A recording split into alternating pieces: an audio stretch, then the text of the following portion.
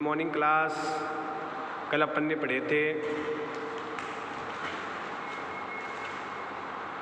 Business study class 12th management और functional area पढ़े थे अपन। फंक्शनल एरिया तो मैनेजमेंट अपन ने पढ़े थे कल की डेट में अपन ने ये पूरा देखा था। आज की क्लास में हम देखेंगे क्या, आज की क्लास में हम देखेंगे non business management function area, जो बिजनेस से रिलेटेड नहीं है, नॉन बिजनेस। फिर आएगा इमर्जिंग फंक्शन एरिया, इसमें चलते हैं अपन नॉन बिजनेस। तो आज की क्लास के अंदर मैंने बहुत सारी चीज़ें लिख के डाली है, नोट्स आपको भेजे थे मैंने कल। तो इसके अंदर देखो क्या है, non business management functional area. इसमें पहला पॉइंट है कि जनरल पब्लिक यूटिलाइजेशन मैनेजमेंट। पहला भाई ये तो वो तो परसों तो बात की थी अपने प्रोडक्ट मैनेजमेंट की, मार्केटिंग मैनेजमेंट की, फाइनेंस मैनेजमेंट की, अकाउंटिंग मैनेजमेंट की, इन्वेस्टमेंट मैनेजमेंट की, एसेट्स मैनेजमेंट की, गवर्नमेंट मैनेजमेंट की, ये चीज़ें अपन ने बात की थी। आज अपन करते हैं बाहर के लोगों की, सोसाइटी, गवर्नमेंट, इन्वायरमेंट, एजुकेशन। तो इससे सबसे पहले बोला कि पब्लिक यूटिलिटीज़ मैनेजमेंट कैसे करोगे। जैसे कि कोई भी कंपनी बेटा अगर चलती है तो कंपनी को बहुत सारी चीज़ों को ध्यान में रखना पड़ता है जो पब्लिक से रिलेटेड होती है।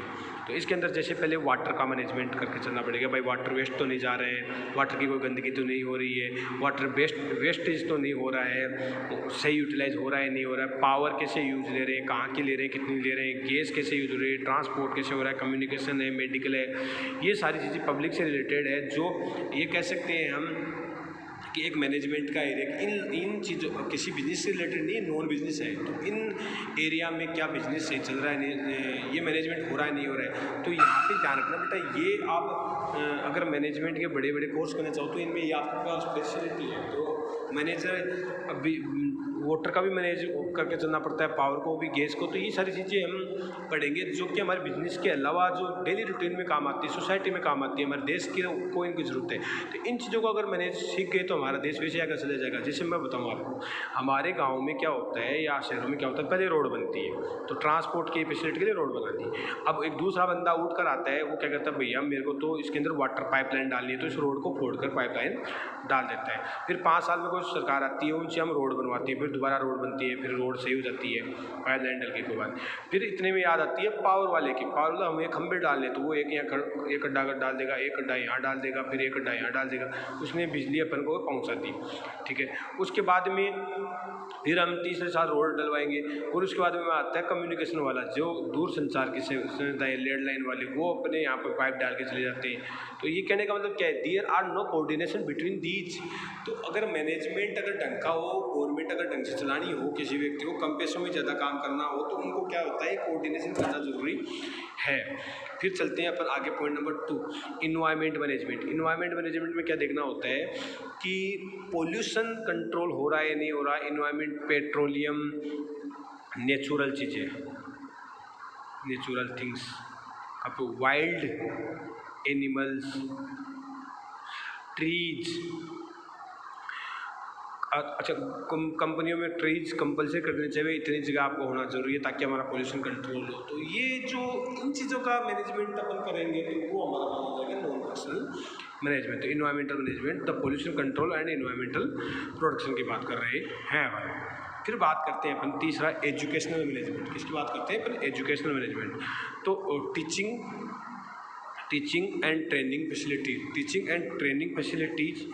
It's expansion and related to activities. तो ये कह रहा है कि एजुकेटेड मैनेजमेंट की बात करें अपन तो हम ये कह सकते हैं कि देखो क्या है, हमारी सोसाइटी और हमारे देश के अंदर जो हमारा टीचिंग सिस्टम है, आपने अभी हाल ही में सुना होगा कि नया आ रहा है 2+3+5 ऐसा कुछ आ रहा है, मैंने सुना था। तो टीचिंग सिस्टम क्या है, कैसे हम लोगों को पढ़ाते हैं, कैसे हमारी कॉलेजें चलती है, कैसे हमारी स्कूल चलती है, क्या सिलेबस चल रहा है, क्या नहीं चल रहा है, related all these things we can be manage. तो ये हमें एक देखना ज़रूरी है कि ये मैनेजमेंट हो रहा है या नहीं हो रहा है। तो इसको अपन ध्यान में चलते हैं। इसमें क्या क्या आ गया, टीचिंग आ गया, ट्रेनिंग फैसिलिटी आ गई, इट्स एक्सपांसन को बढ़ावा देना, रिलेटेड टू एक्टिविटीज़, जैसे स्पोर्ट्स एक्टिविटी इसी के साथ अपन लेके चलते हैं। स्पोर्ट्स एक्टिविटी हो गई, टूरिज्म, टूरिस्ट प्लेस पे अपन बच्चों को ले जाना, दिखाना, उसके लिए नॉलेज देना, ये एक्टिविटी अपन साथ में कर सकते हैं। ये इन चीज़ों का मैनेजमेंट कैसे, उनके लिए प्लानिंग करना, ऑर्गेनाइजिंग करना, कंट्रोल करना, ये फंक्शन अपन साथ में लेके चलेंगे। फिर आता है सिक्योरिटी मैनेजमेंट। सिक्योरिटी मैनेजमेंट में क्या लिखा हुआ है कि formation of military organisation, their operation and control so that over national security. तो इसको हम कह सकते हैं डिफेंस मैनेजमेंट। तो ये डिफेंस मैनेजमेंट का मतलब हम डिफेंस, तो मैंने वर्ड यूज लिया आर्मी वालों के लिए वर्ड यूज किया।